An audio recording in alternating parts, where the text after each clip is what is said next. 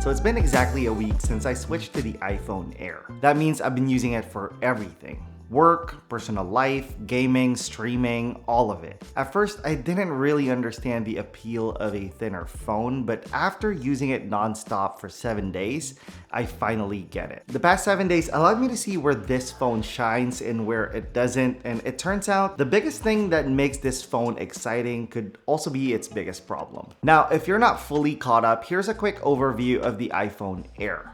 It's Apple's thinnest iPhone ever at 5.6 millimeters. It has a 6.5-inch Super Retina XDR display with ProMotion. It has the same A19 Pro chip that is found on the Pro models, and it starts at $999, sitting right between the regular iPhone 17 and the 17 Pro models. Basically, it's Apple's attempt at an ultra-portable iPhone that focuses on sleek design over max power. But here's the odd thing, the iPhone Air actually feels more premium than the iPhone 17 Pro, and the way I see it, the iPhone 17 has that classy look.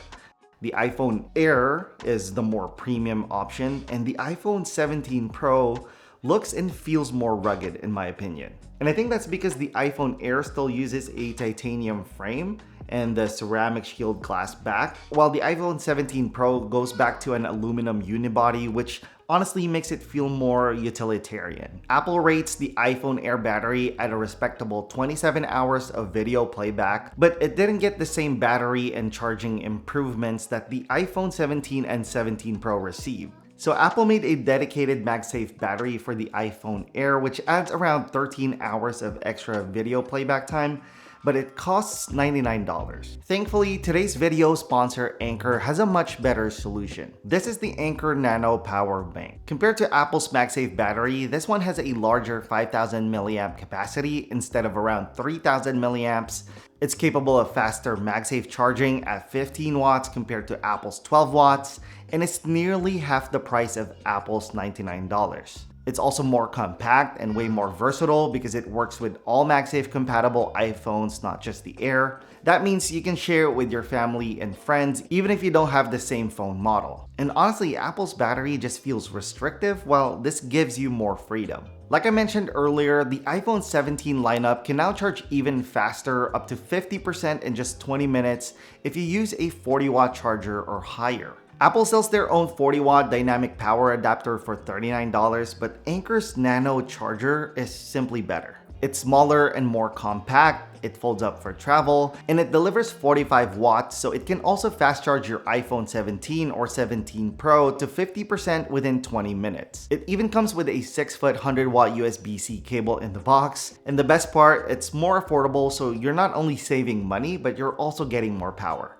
So whether you want a versatile MagSafe power bank or a compact yet powerful 45-watt charger, the Anker Nano lineup is designed to make your new iPhone experience easier and more practical. So big thanks to Anker for sponsoring this portion of the video, and I'll drop the links below if you want to check them out. After a full week of using the iPhone Air, the biggest thing that stood out to me is its design. The thinness of this device cannot be overstated. It's one of those things that you just really have to feel for yourself for you to understand. Personally, the moment I held it, I felt like I was holding a piece of future tech, and it really surprised me.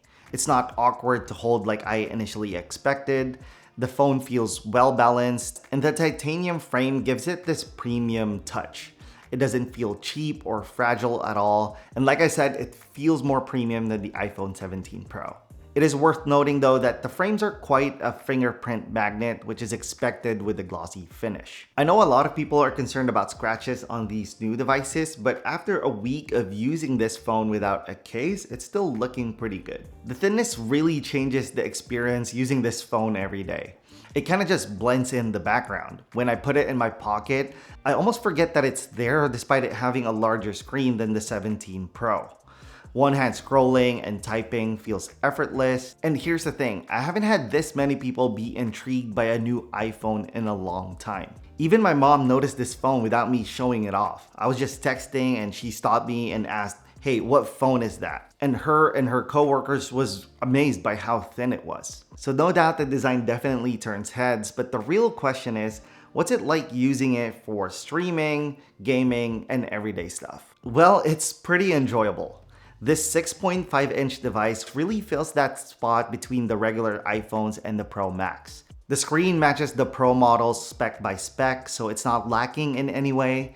Watching Netflix or YouTube on this looks incredible. It's bright, colorful, and the thin bezels make it feel really immersive. And since it has ProMotion, scrolling through Instagram or reading articles is buttery smooth. And it's also really nice to see that they finally improved the anti-reflective coating on the new iPhones. And it also doesn't lack when it comes to performance. This has the same A19 Pro chip found on the iPhone 17 Pro models, which honestly, I didn't expect Apple to put in here. I thought they'd hold back a little bit, but they didn't, which is a good thing for us. Now, I did have concerns because squeezing that kind of power into something this thin usually comes with limits. So I tested it, I fired up Destiny Rising, and the game ran relatively well. Smooth frames, responsive controls, no stutters. And the biggest question I ask myself when testing games is, did this phone allow me to have fun while playing? And the answer to that is it did. Although it is worth noting that after longer gaming sessions, I could definitely feel the phone getting warm, which makes sense given how thin this thing is. Now, battery life is always a big question when it comes to new phone releases, and in my experience, the iPhone Air is able to last a full day. And to me, that means around 6 hours of screen on time. But to give you guys more context on that, I'm actually putting together a day in the life video where I'll show you guys how this actually holds up, so stay tuned for that. And when it comes to camera, the iPhone Air has a 48 megapixel Fusion camera, which performs just as expected. It handles pretty much everything. The photos look sharp and detailed. Videos look just as good. It's awesome for recording day-to-day moments, but of course the main limitation here is the lack of a ultra-wide camera and a telephoto lens. So if you're someone who loves wide landscape shots or you rely on zoom for portraits and distant subjects, you'll definitely miss having those options. But I can see this being a non-issue for most. So after a full week with the iPhone Air, here's where I've landed. This phone feels futuristic, insanely thin, and honestly more premium than I expected. Day-to-day performance is great, the display is gorgeous, and it really does stand out from other iPhones. But it's not perfect. It's missing a few lenses, it runs a little warmer under heavy use, so it might not be for people who push their phones to the limit. So who is this for? Well, if you value portability, sleek design, and you want something that feels different without giving up core iPhone experience, then the iPhone Air is a great pick. I can definitely see my mom trading in her iPhone 16 Pro for this. It's a phone that gives her a bigger screen, Pro-like smoothness with ProMotion, and similar battery life, all in a more compact, lighter form factor.